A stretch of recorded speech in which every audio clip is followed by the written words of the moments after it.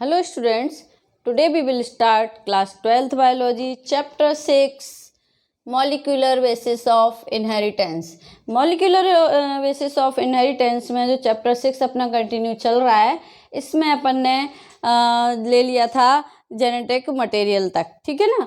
अब अपन आज उस जेनेटिक मटेरियल के कैरेक्टरिस्टिक जो फीचर्स हैं उसको अपन यहाँ पर डिस्कस करेंगे। साथ में अपन आरएनए बल्ड को भी करेंगे, रेप्लिकेशन और सेमी कंजर्वेटिव रेप्लिकेशन भी आज अपन यहाँ पर डिस्कस करेंगे। ओके, सो अपन ने लास्ट पार्ट में देखा था कि हर्सी एंड चेस जो साइंटिस्ट थे जिन्होंने प्रूव किया था कि डीएनए ही जेनेटिक मटेरियल है। फ्रेडरिच ने क्या किया, ग्रिफ्थ थे जो, उन्होंने क्या किया था, ट्रांसफॉर्मिंग का प्रिंसिपल दिया था, ये अपन ने डिस्कस कर लिया था already.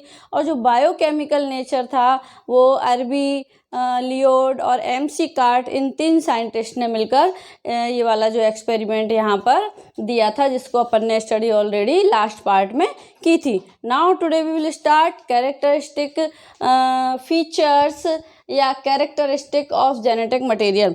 Characteristic of genetic material क्या है, means property of genetic material अपन देखेंगे। अपन ने जेनेटिक मटेरियल कॉमन नेम लिया है, इट मीन्स अपन यहाँ डीएनए और आरएनए दोनों की बात कर रहे हैं, ठीक है ना।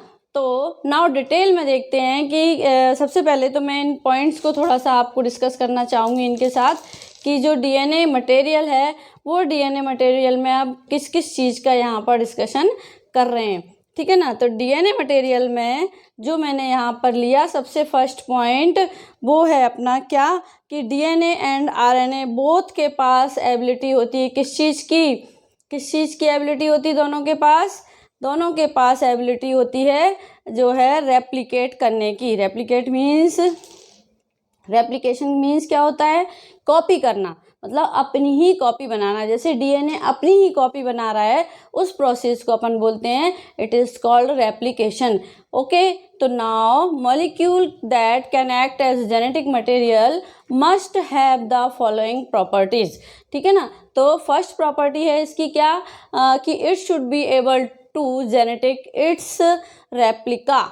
मतलब उस टाइम पर रेप्लिकेशन वर्ड नहीं आया था, कॉपी वर्ड आया था, रेप्लिका वर्ड आया था। रेप्लिका मीन्स होता है कॉपी बनाना, है ना। It should B chemically and structurally stable, मतलब स्टेबल होना चाहिए इनको अपन डिटेल में इन सभी पॉइंट्स को अपन देखेंगे अभी। थर्ड पॉइंट आता है, it should provide the scope for slow changes, जैसे म्यूटेशन है ना, that are necessary for evolution, जो किसके लिए नेसेसरी हैं, एवोल्यूशन के लिए नेसेसरी हैं। It should be able to express itself, है ना, in the form of Mendelian characters, जो अपन ऑलरेडी चैप्टर 5 में पढ़कर आए हैं, स्टडी करके आए हैं, है ना। अब nucleic acid that is DNA and RNA can replicate but not protein. Protein कभी भी अपने आप को रेप्लिकेट नहीं कर पाता, प्रोटीन अपनी कॉपी कभी भी नहीं बना पाता। कहना चाहिए अपने को, the predominant genetic material is DNA while few viruses like tobacco mosaic virus have RNA as the genetic material। वैसे तो मोस्ट प्रोबेबली अपने को मालूम है ऑल ऑर्गेनिजम्स में जो है जेनेटिक मटेरियल के रूप में जिसकी पहचान होती है, फॉर्म में जिसकी को अपन जानते हैं कहें तो वो डीएनए ही होता है। बट सम वायरसेस में, जैसे मैंने एग्जांपल दिया आपको यहाँ पर टोबैको मोज़ेक वायरस, इसमें as a genetic material RNA present होता है, ठीक है। नाउ अब अपन लेते हैं कि the 2 OH group in nucleotides of RNA. इसका क्या मीनिंग है, इसका मीनिंग ये है कि जैसे मैंने आपको जो पेंटोस शुगर की जो मैंने आपको स्ट्रक्चर यहाँ पर बताया था, उसके सेकंड कार्बन पर यदि OH ग्रुप प्रेजेंट होता है तो अपन क्या बोलते हैं उसको वहाँ पर, राइबोस शुगर। क्यों, क्योंकि वो डीएनए का स्ट्रक्चर है। और यदि H ग्रुप प्रेजेंट होता है तो उसको अपन बोल देते हैं डीएनए, क्योंकि वो आ जाता है डीऑक्सीराइबोस शुगर में, ठीक है ना। दोनों में ये चीज़ आप लोगों को दोनों में डिफरेंस पता होना चाहिए। प्रॉपर्टीज, इट मीन्स अपन यहाँ पर दोनों के डिफरेंस की बात कर रहे हैं, डीएनए और आरएनए की, ठीक है। तो इसीलिए जो है मोर रिएक्टिव ग्रुप होता है, make RNA liable and easily degradable, मतलब जो इस ग्रुप की वजह से ही जो आरएनए मोर स्टेबल नहीं होता, जबकि डीएनए कैसा होता है, मोर स्टेबिलिटी होती है डीएनए में। RNA as a catalyst more reactive होता है, इसीलिए कैटलिस्ट की तरह वर्क करता है, मतलब एज ए एंजाइम भी कई जगह पर आरएनए वर्क करता है। Hence DNA has the property to be the genetic material, और डीएनए ऑलवेज कैसे काम करता है, जेनेटिक मटेरियल की तरह ही काम करता है। तो ये तो अपनी सम प्रॉपर्टीज थी जेनेटिक मटेरियल्स की। कंबाइंडली अपन ने डीएनए और आरएनए की ही देखी हैं, दोनों के बीच मैंने आपको जहाँ पर भी डिफरेंस था वो डिफरेंस आप लोगों को बता दिया है। अब अपन देखें कि डीएनए के पास अपने को पता है, आरएनए के पास जो है रेप्लिकेशन की, दोनों के पास ही प्रॉपर्टी होती है, एबिलिटी होती है, मीन्स ये अपनी सेल्फ कॉपी बना सकते हैं लिविंग सिस्टम में, है ना। अदर मॉलिक्यूल्स जैसे देखें अपन, मैंने प्रोटीन की आपसे बात की थी, तो प्रोटीन में ऐसा नहीं होता। प्रोटीन में क्या होता है, प्रोटीन में तो आप सीधा सीधा जो है प्रोटीन बनाएंगे ही अपन आरएनए से, कभी भी प्रोटीन अपनी कॉपी नहीं बनाएगा, ठीक है। एक तो ये इनमें डिफरेंस हो गया। दूसरा डिफरेंस होता है कि जेनेटिक मटेरियल में मोर स्टेबिलिटी होना चाहिए। ऐसा नहीं है कि लाइफ साइकिल, जैसे अपनी लाइफ साइकिल है, न्यूली बॉर्न बेबी है और जब तक वो बड़ा होगा तब तक उसमें बहुत सारी स्टेजेस में चेंजेस आएंगे, और चेंजेस आएंगे तो वो फिजियोलॉजिकल चेंजेस भी होंगे और मेटाबॉलिक चेंजेस भी होंगे। तो ऑर्गेनिज्म में जो है जेनेटिक मटेरियल में भी चेंजेस आ जाए नाउ, क्या होगा उसमें, तो we have seen in previous कहना चाहिए अपने को कि ग्रिफ्थ के एक्सपेरिमेंट में अपन ने देखा था कि बैक्टीरिया को यूज़ किया था अपन ने, आपको याद है ना, स्ट्रेप्टोकोकस निमोनिया के, उसमें आर स्ट्रेन और एस स्ट्रेन दोनों को लिया था अपन ने। एस स्ट्रेन को हीट किल्ड भी कर दिया था, बट जो है उसके अंदर जो जेनेटिक मटेरियल प्रेजेंट था उस बैक्टीरिया में, उस जेनेटिक मटेरियल में कोई चेंजेस नहीं आया था। चेंजेस इट मीन्स डिस्ट्रॉय नहीं हुआ था, और डिस्ट्रॉय नहीं हुआ था सो डीएनए डबल स्टैंडर्ड होता है ना। एक तो स्टेबिलिटी का यही सबसे मोस्ट इम्पॉर्टेंट रीज़न है इसका, और हीट देकर भी उन स्ट्रैंड जो है सेपरेट करने पर भी जब उनको फेवरेबल कंडीशंस मिलती हैं तो वो वापस से अपने दूसरा स्टैंड वहाँ पर बनाने लगते हैं, बैक कंडीशन में आ जाते हैं, इट मीन्स वहाँ पर, ठीक है ना। अब आता है अपना आरएनए वर्ल्ड। तो आरएनए वर्ल्ड में अपन ने देखा, आरएनए वर्ल्ड में क्या देखा अपन ने यहाँ पर कि फर्स्ट चीज़ अपने को ये पता होना चाहिए आरएनए वर्ल्ड में कि जो शुगर है, ठीक है, मैंने कहा था कि सेकंड कार्बन पर OH ग्रुप प्रेजेंट हो, OH ग्रुप प्रेजेंट होगा तो इट मीन्स यहाँ पर क्या है, राइबोस शुगर बन जाती है, it will be RNA, because यहाँ पर जो है राइबोस शुगर बन जाएगी। और राइबोस शुगर में देखो मैंने आपको यहाँ बताया था, तो ये OH ग्रुप यदि अपन इस तरह से लिखे ना तो ये 2 पेयर का जो है अपन कहें कि 2 पेयर यहाँ पर लोन पेयर बन जाते हैं, और लोन पेयर बनने से ये बहुत ज़्यादा मोर रिएक्टिव हो जाते हैं। क्यों हो जाते हैं, क्योंकि ये जल्दी ही किसी के साथ भी पेयर बना लेते हैं, ठीक है ना। एक ये पेयर दिख रहा है अपने को और एक ये पेयर दिख रहा है, तो इट मीन्स ये किसी ना किसी के साथ तो अपना पेयर बनाएंगे ही, इसीलिए ये more reactive RNA means RNA क्या है, एक मोर रिएक्टिव ग्रुप बन जाता है। और मीन्स डीएनए इजीली जो आरएनए है वो इजीली डिसग्रेड भी हो जाता है या डिग्रेड भी हो सकता है। अब किसी के साथ भी पेयर बना सकता है, मोर रिएक्टिव भी होता है कंपेयर टू डीएनए। देखें अपन, डीएनए कैसा होता है, लेस रिएक्टिव होता है। क्यों, क्योंकि इसके पास हाइड्रोजन ग्रुप होता है OH की जगह पर, ठीक है ना। बट स्टेबिलिटी भी इसके पास मोर होती है, किसके पास, डीएनए के पास, क्योंकि ये डबल स्टैंडर्ड होता है, जबकि आरएनए कैसा होता है, सिंगल स्टैंडर्ड होता है। अब इसमें एक चीज़ और है इसमें कि थाइमिन की प्रेजेंट की वजह से भी डीएनए की स्टेबिलिटी को ये स्ट्रॉन्ग बनाता है। जो यूरेसिल प्रेजेंट होता है ना आरएनए में, अपन ने देखा है एडिनिन, जो जहाँ मैं डीएनए लिखूंगी तो यहाँ पर मैं क्या लिखूंगी, थाइमिन लिखूंगी, जबकि आरएनए की बात करेंगे तो यहाँ पर क्या आ जाएगा, इसके प्लेस पर, थाइमिन के प्लेस पर यूरेसिल। तो जो ये थाइमिन प्रेजेंट है डीएनए के सीक्वेंस में, इसकी वजह से भी उसके अंदर जो है मोर स्टेबिलिटी आ जाती है, ठीक है। अब जो इसकी स्टेबिलिटी को और भी ज़्यादा स्ट्रॉन्ग बनाता है, अपन ऐसा कह सकते हैं। ठीक है, अब आता है आरएनए जल्दी ही म्यूटेट भी हो जाता है, जबकि डीएनए में बहुत जल्दी म्यूटेशन नहीं होता है, धीरे धीरे स्लो चेंजेज आते हैं, है ना। और स्लो चेंजेज आते हैं तो वो इसलिए, जबकि आरएनए में क्या होता है, आरएनए में बहुत जल्दी ये म्यूटेट हो जाती है, इसकी लाइफ साइकिल भी शॉर्ट होती है ना। क्यों? क्योंकि सिंगल स्टैंडर्ड होता है। अब इवोल्यूशन भी फास्ट होता है इसमें, आरएनए डायरेक्टली कोड कर सकता है ना, मतलब प्रोटीन सिंथेसिस कर सकता है डायरेक्टली, जबकि डीएनए को प्रोटीन बनाना है तो पहले उसको आरएनए की हेल्प लेना पड़ेगी। और आरएनए पर जो है डीएनए इट मीन्स किस पर डिपेंड करता है, आरएनए पर डिपेंड करता है प्रोटीन के लिए। ये अपन ने देख लिया। इस स्टडी से अपने को क्या कंक्लूजन निकलता है कि डीएनए और आरएनए बोथ ही जेनेटिक मटेरियल हैं।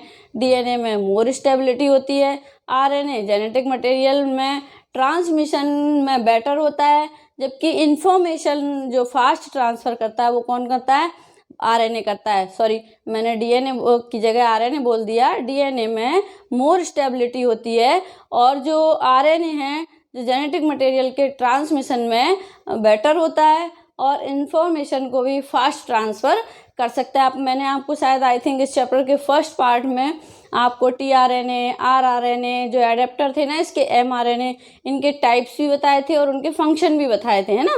तो बट जो स्टोरेज होता है, किसका स्टोरेज होता है, जेनेटिक मटेरियल जो इन्फॉर्मेशन होती है वो किसके पास होती है, उसकी कैपेसिटी होती है डीएनए के पास। उसके लिए डीएनए ही बेटर होता है। क्यों? क्योंकि अपन अभी आगे जाकर जेनेटिक कोड वगैरह जब अपन स्टडी करेंगे ना, तो वो जेनेटिक कोड क्या है, वो इन्फॉर्मेशन ही तो है जो डीएनए के ऊपर प्रेजेंट होती है। ठीक है, अब आता है अपना नेक्स्ट टॉपिक, रेप्लिकेशन। रेप्लिकेशन में आप देखेंगे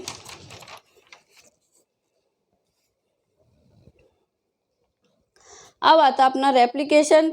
तो इस चैप्टर का नेम है मॉलिक्यूलर बेसिस ऑफ इनहेरिटेंस, है ना। Inheritance means one generation to next generation जो है ट्रांसफ़र होना किसका, कैरेक्टर्स का। One cell to next cell transfer होना किसका, जो है कैरेक्टर्स का। इस प्रोसेस को अपन बोलते हैं it is called inheritance. Molecular basis क्यों है इसमें, क्योंकि अपन ने मीन्स यहाँ पर मॉलिक्यूल्स कौन सा है, तो जो one generation to next generation transfer कर रहा है इंफॉर्मेशन को। सो इस थिंग को समझने के लिए, जानने के लिए फर्स्ट स्टेप है अपना रेप्लिकेशन। जब डीएनए अपने को पता चला कि जो डीएनए होता है वो डबल हेलिकल स्ट्रक्चर होता है, अपने को ये भी पता चल चुका, अपन आइडेंटिफाई कर चुके हैं, है ना। जस्ट तभी 1958 में वॉटसन एंड क्रिक ने एक स्कीम प्रपोज्ड की थी। आपको याद हो तो मैंने लास्ट पार्ट में आप लोगों को बताया भी था। उन्होंने स्टडी की और कहा कि डीएनए को भी रेप्लिकेट कर सकते हैं, और उन्होंने एक स्टेटमेंट भी दिया था उस टाइम पर। वो स्टेटमेंट मैंने आप लोगों को आई थिंक बताया भी था शायद।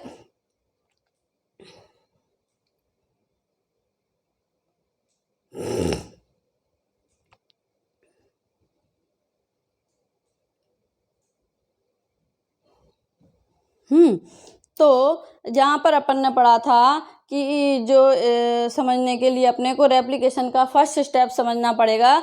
जब मैंने कहा कि जब डीएनए डबल हेलिकल का पता अपने को चला, जस्ट तभी 1953 में आई थिंक शायद वॉटसन एंड क्रिक ने एक स्कीम प्रपोज की थी। उन्होंने स्टडी की और कहा कि डीएनए को भी अपन रेप्लिकेट कर सकते हैं। तो उन्होंने एक स्टेटमेंट भी दिया था, that is it was not escape or notice that the specific pairing we have postulated immediately suggest is कहना चाहिए अपने को a possible copying mechanism for the genetic material। इसको मैं एक बार और रिपीट करती हूँ। मैंने एनसीईआरटी से ही आपको ये स्टेटमेंट पढ़कर एज इट इज़ बताया है।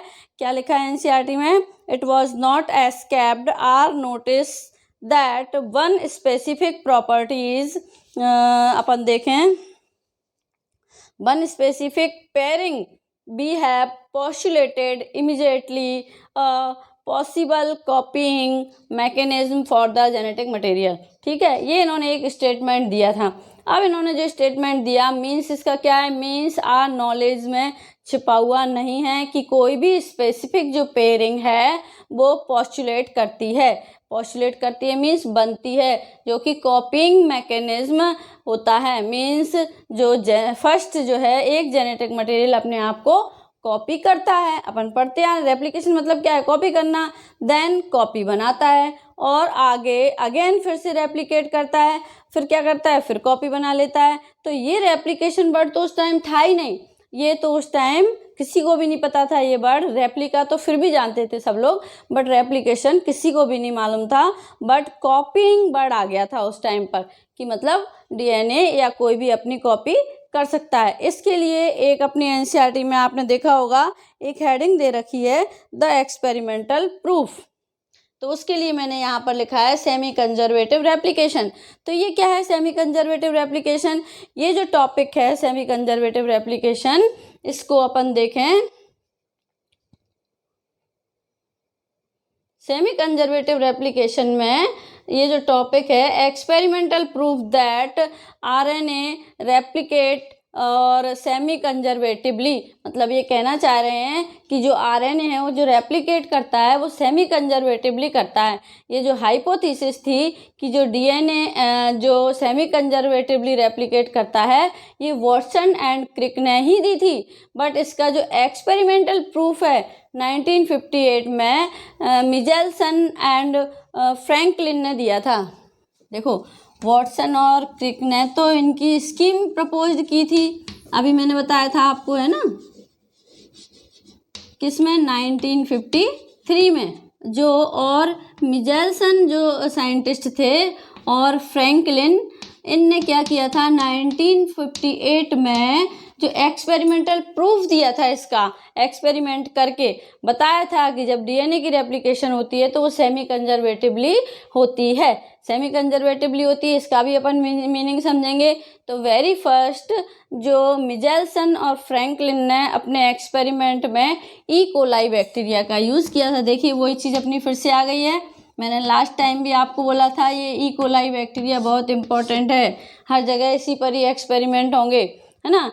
E coli bacteria, nitrogen compound, nitrogen compound भी उन्होंने कौन सा लिया था, N14 के 2 आइसोटोप यूज़ किए थे और N15, तो ये उन्होंने लिया था NH4Cl मतलब अमोनियम क्लोराइड।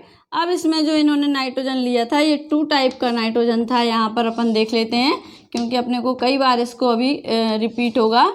N15 और N14 ये 2 टाइप के नाइट्रोजन कंपाउंड का यहाँ पर या 2 आइसोटोप का हियर यूज़ किया गया था, जिसमें से N15 कैसा था, N15 तो था कि जो हैवी था थोड़ा सा, है ना। N15 कैसा था, हैवी था, और जो N14 था वो थोड़ा सा लाइट था। अब अपन ने इसमें देखा कि जो है N15 और N14 को अपन देखें तो इन्होंने इसी का ही क्यों यूज़ किया ये 2 आइसोटोप्स का। तो नाइट्रोजन के जो अपन ने यहाँ पर मैंने लाइट और हैवी के बेस पर बोला, इनके जो है इनका बेस क्या था, इनका बेस था डेंसिटी ग्रेडियंट के बेस पर बोला है मैंने। इफ़ इन दोनों ही नाइट्रोजन को सेपरेट करना हो तो डेंसिटी ग्रेडियंट के बेस पर ही अपन इनको सेपरेट कर सकते हैं, वो भी सीजियम क्लोराइड के बेस पर। तो जो N15 की डेंसिटी हाई है और N14 की डेंसिटी लो होती है, इसी बेस पर हमने इनको डिफ्रेंशिएट किया है। अब इनको डिफ्रेंशिएट कर दिया है तो फिर देखें नाउ एक्सपेरिमेंट पर आ जाते हैं अपन। एक्सपेरिमेंट क्या है अपना, एक्सपेरिमेंट कहता है कि हियर वन थिंग और भी है, जो ई कोलाई बैक्टीरिया है ये क्या करता है, फेवरेबल कंडीशंस में ग्रोथ को ऑब्जर्व करते हैं। तो ये वी विल सी अपन देखें ई कोलाई बैक्टीरिया 20 मिनट में रेप्लिकेट हो जाता है। जैसे मैंने यहाँ पर लिखा ई कोलाई बैक्टीरिया को, ये अपने आप को जब रेप्लिकेट करता है मीन्स अपनी कॉपी बनाता है, और अपनी कॉपी बनाता है मीन्स ये 20 मिनट्स में जो है रेप्लिकेशन को कंप्लीट कर लेता है।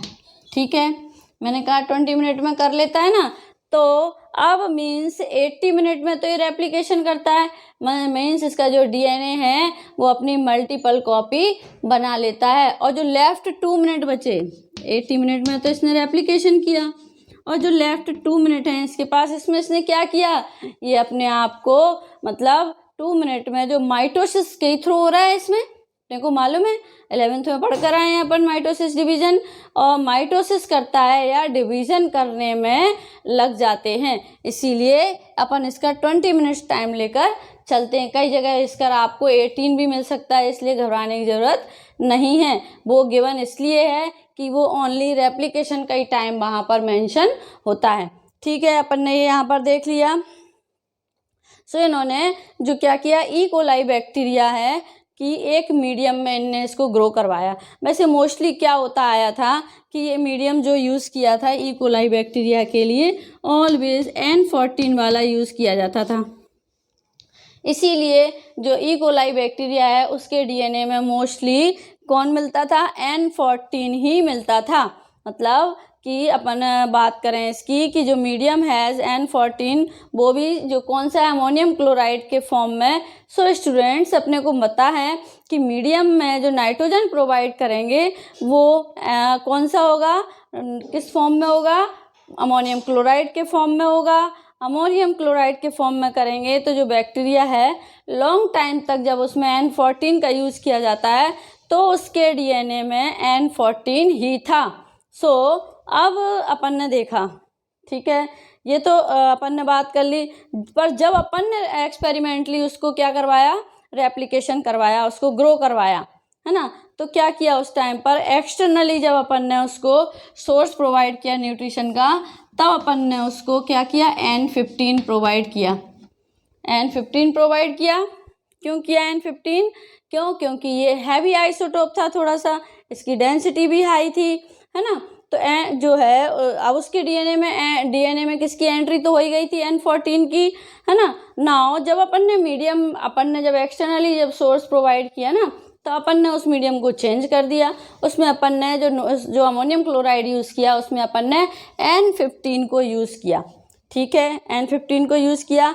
तो पहले जो डीएनए का डबल स्ट्रैंड था जब अपन 14 यूज़ कर रहे थे, जब उसमें दोनों ही N14 ही आ रहे थे, क्योंकि उनको बहुत टाइम से N14 का ही मिल रहा था न्यूट्रिशन, ठीक है ना। जब अपन ने यहाँ N15 किया तो एक N14 और एक N15 का आ गया, ऐसे ही आए थे ना। फिर जब ये चेंज हो गया, है ना, बट जब मतलब जो फर्स्ट जनरेशन है वो कैसी आई, उसको अपन यहाँ लिख लेते हैं इस तरह से इनकी जो फर्स्ट जनरेशन आ गई। ठीक है, मान लिया ऐसा इसलिए हुआ क्योंकि ऑलवेज डीएनए का फर्स्ट स्टैंड कैसा होता है, पेरेंटल होता है। और जब फर्स्ट स्टैंड पेरेंटल होता है, तो यदि मैं ऐसा डायग्राम यहाँ पर बनाऊँ ना, देखो ये अपना डीएनए का स्टैंड है, ठीक है। अब ये जो यहाँ पर बॉन्ड बनते आ रहे थे, ये बॉन्ड धीरे धीरे जाकर ब्रेक होने लगते हैं। आपने देखा होगा डायग्राम आपकी बुक में बना हुआ है, क्योंकि ये इस तरह से ये फैलने लगता है, और जब ये फैलने लगता है तो इसमें ये वाला स्टैंड तो ऑलवेज कैसा होता है, पेरेंटल होता है, इसीलिए ये कैसा आया, 14 आया।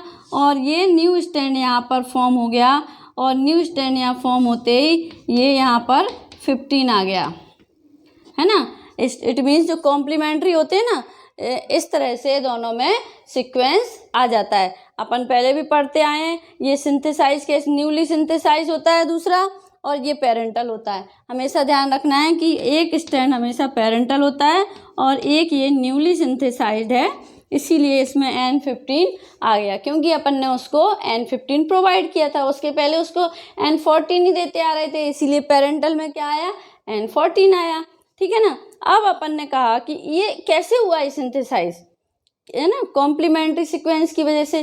कॉम्प्लीमेंट्री सीक्वेंस क्या होता है, मैंने आप लोगों को बताया था सीक्वेंस, ये एडेनिन, थाइमिन, साइटोसिन, ग्वानिन, जो इसमें ये चेंजेज होते हैं इस पर अपन देखेंगे तो यहाँ क्या प्रेजेंट होगा, थाइमिन, एडेनिन, ग्वानिन, साइटोसिन, इस तरह से। तो इसकी वजह से ये यहाँ पर न्यूली सिंथेसाइज्ड कॉम्प्लीमेंट्री सीक्वेंस यहाँ पर आ जाता है और डीएनए पर ये सीक्वेंस प्रेजेंट होता है। इसी की वजह से यहाँ पर ये हाइब्रिड बन गया। ये हाइब्रिड बन गया ना अपना, ये तो अपना प्योर था और ये हाइब्रिड बन गया यहाँ पर।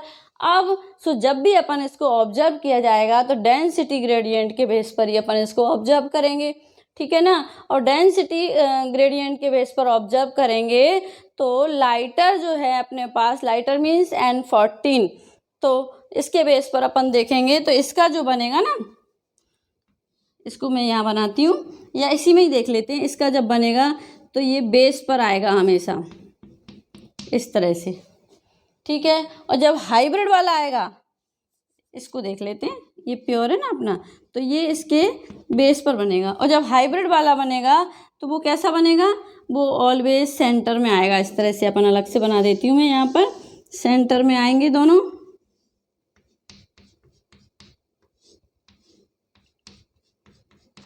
ठीक है। इस तरह से ये दोनों यहाँ पर, बिकॉज ये हाइब्रिड है तो सेंटर में ऑब्जर्व होगा। ये बात है सीजियम क्लोराइड किसकी वजह से हुआ, caesium chloride based density gradient की वजह से। तो ये तो अभी हुआ है अपना ओनली 20 मिनट में, ठीक है ना। ये बात तो ये अपनी कितनी, ओनली 20 मिनट में ही। अब अपन देखें, अपन नेक्स्ट 20 मिनट में अब अपन फिर से इनको कराएंगे तो इट मीन्स कितना हो गया, 40 मिनट हो गया। और 40 मिनट में अपन इसका रिजल्ट देखेंगे। ये तो अपनी फर्स्ट जनरेशन आई थी 20 मिनट्स में, अपन ने पढ़ा भी था कि ई कोलाई बैक्टीरिया को अपनी लाइफ साइकिल कंप्लीट करने के लिए कितना टाइम लगता है, 2 मिनट का टाइम, है ना, सेल साइकिल। अब नेक्स्ट जनरेशन अपन देखें तो इसमें अपन देखेंगे तो N14 अपन ने यहाँ पर लिया था, ठीक है।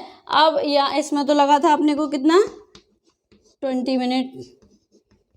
अब अपन यहाँ पर क्या लेंगे, NH4Cl में कौन सा लेंगे, N15 लेंगे। मैं शॉर्ट में लिख रही हूँ यहाँ पर, तो N15 लेंगे। तो जब अपने को यहाँ पर ये फर्स्ट जनरेशन तो अपनी ये हो गई, है ना। अब इसको लेकर अपन चल रहे हैं यहाँ पर, तो जो सेकंड जनरेशन है उसमें कैसा आएगा, उसमें देखिए मैं बताती हूँ आपको, ऊपर नीचे दिखेगा नहीं आपको, 14, 15 देखें अपन इसको, तो दूसरा भी अपना 15 आ जाएगा। फिर अपन देखें 15 और 14, इस तरह से ये बनते चले जाएंगे। अब अपन देखें यहाँ पर तो अपने को 2 तो मिल रहा है, समझ लीजिए यहाँ लिख देती हूँ मैं इजी करने के लिए। तो ये अपने को 2 तो अपने को हाइब्रिड के मिल रहे हैं, आप देख रहे होंगे कैसे मिल रहे हैं, 2 हाइब्रिड के दिख रहा है आपको।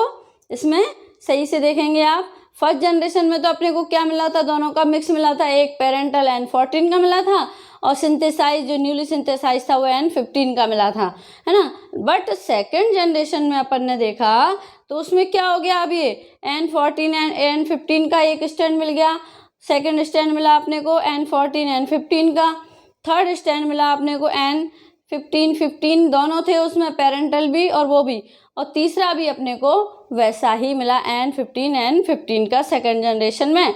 अब इट मीन्स 20 मिनट से 40 मिनट हो गए यहाँ पर, और 40 मिनट जब हो गए, 40 मिनट हो गए हैं, तो हियर N14 और N15 एक दूसरे से सेपरेट हो जाएंगे। अभी भी हमने इनको N15 ही प्रोवाइड किया था, इट मीन्स यहाँ पर इन्होंने अपना सेपरेट स्टैंड बना लिया था, ठीक है ना। ये अब मैंने आपको यहाँ दिखाया है ना, इस तरह से पूरा। अब ये क्योंकि अपन बार बार, एक बार अपन ने फर्स्ट जनरेशन में भी इनको N15 प्रोवाइड किया था, सेकंड जनरेशन में भी अपन इनको N15 प्रोवाइड कर रहे हैं, तो क्या हुआ फिर दोनों में 15 प्रोवाइड करते करते उसके अंदर लॉन्ग टाइम तक, जैसे 14 प्रोवाइड करने से उसमें N14 मिल रहा था, ऐसे 15 प्रोवाइड करते करते इनमें भी 15 मिलने लगा। तो इसमें अपने को क्या मिला, हियर 2 तो अपने को हाइब्रिड मिले, है ना। 2 कैसे मिले अपने को, और क्लियर थोड़ा सा यहाँ लिख देती हूँ मैं, देखिए 2 तो अपने को कैसे मिले, स्टैंड अलग कर करके लिख लेते हैं अपन, N14 N15 N14 N15, ये 2 तो अपने को हाइब्रिड मिले हैं यहाँ पर, और N15 ये कैसे मिले अपने को यहाँ पर, अब इन दो को ऑब्जर्व किया तो ये न्यूली सिंथेसाइज्ड डेंसिटी के अपन बेस पर किया है इनको, तो हियर ये हैवी आइसोटोप मिला आपने को और हैवी आइसोटोप मिला है एंड हाइब्रिड भी मिलेगा। इस तरह से जब भी ऑब्जर्व किया जाता है, जब भी डीएनए में रेप्लिकेशन होता है, तो 50% इन्फॉर्मेशन पेरेंट्स और 50% किसकी होती है इन्फॉर्मेशन, न्यूली सिंथेसाइज्ड की होती है। इसीलिए डीएनए के रेप्लिकेशन को हियर हमने क्या बोला, सेमी कंजर्वेटिव रेप्लिकेशन कहा। क्यों कहा, हियर टू थिंग्स इम्पॉर्टेंट हैं अबाउट सेमी कंजर्वेटिव रेप्लिकेशन। जब इन्फॉर्म किया था किसने, जो किया गया था वाटसन एंड क्रिक ने, तो जब 1958 में double helical model of DNA study किया था तब उन्होंने बताया था कि डीएनए सेमी कंजर्वेटिव रेप्लिकेशन करेगा एंड एक्सपेरिमेंटली प्रूफ किया था किसने, 1958 में। 53 में तो किसने किया था इसको, क्रिक ने बताया था, वाटसन एंड क्रिक ने, बट प्रूफ किया था एक्सपेरिमेंटली 1958 में मिजेल्सन एंड फ्रैंकलिन ने। और इसके लिए उन्होंने E coli bacteria and ammonium chloride, इसमें उन्होंने 2 आइसोटोप्स को यूज़ किया था, 1 लाइटर N14 और 1 हैवी N15, ठीक है। और ये उन्होंने किसके बेस पर दिए थे, सीजियम क्लोराइड डेंसिटी ग्रेडियंट के बेस पर। एक साइंटिस्ट, एक और आया साइंटिस्ट आगे, ये सर्च चलती रहेगी अभी अपनी जब तक अपना ये जेनेटिक्स चलेगा, है ना। तो साइंटिस्ट एक और थे जिन्होंने chromosome and DNA semi conservative replication को प्रूफ करने की कोशिश की थी, और वे थे कौन, टेलर। मतलब टेलर एक साइंटिस्ट और आ गए यहाँ पर जिन्होंने इनको क्रोमोसोम एंड, शॉर्ट में लिख रही हैं, डीएनए रेप्लिकेशन का जो है एक्सपेरिमेंटली प्रूफ करने के परफॉर्म किया था। फर्स्ट टाइम तो इन्होंने जो है फाबा वीन्स का यूज़ किया था, और सेकंड टाइम इन्होंने क्या किया था कि थाइमिडीन जो रेडियो एक्टिव का यूज़ किया था, है ना, एंड प्रूव किया कि डीएनए सच में रियली कहें अपन सेमी कंजर्वेटिवली जो है करेगा या नहीं, ये इन्होंने यहाँ पर प्रूफ किया था। सो स्टूडेंट्स, ईयर अपना कंप्लीटेड है this topic, semi conservative replication of DNA. Okay, फिर से मैं बता देती हूँ, ये अपन ने सीरियल नंबर से साइंटिस्ट लिख रखे हैं कि 1953 में वाटसन एंड क्रिक ने तो सिर्फ स्कीम प्रपोज्ड की थी, है ना, बताया था कि सेमी कंजर्वेटिव होता है डीएनए, रेप्लिकेट होता है, बट आगे जाकर 1958 में मिजेल्सन और फ्रैंकलिन ने एक्सपेरिमेंटली प्रूफ कर दिया था कि सेमी कंजर्वेटिवली ही जो है रेप्लिकेट होता है कौन, डीएनए। फिर बाद में टेलर ने भी किसको बेस बनाया, क्रोमोसोम और डीएनए को बेस बनाकर प्रूफ करने की कोशिश की जिसमें उन्होंने फाबा वीन्स का यूज़ किया फर्स्ट टाइम में, और सेकंड टाइम में थाइमिडीन का यूज़ किया जो कि रेडियो एक्टिव था, और प्रूफ कर दिया कि डीएनए सच में ही सेमी कंजर्वेटिव रेप्लिकेट करता है, ठीक है ना। So students, here completed this topic, semi conservative replication of DNA. Thank you.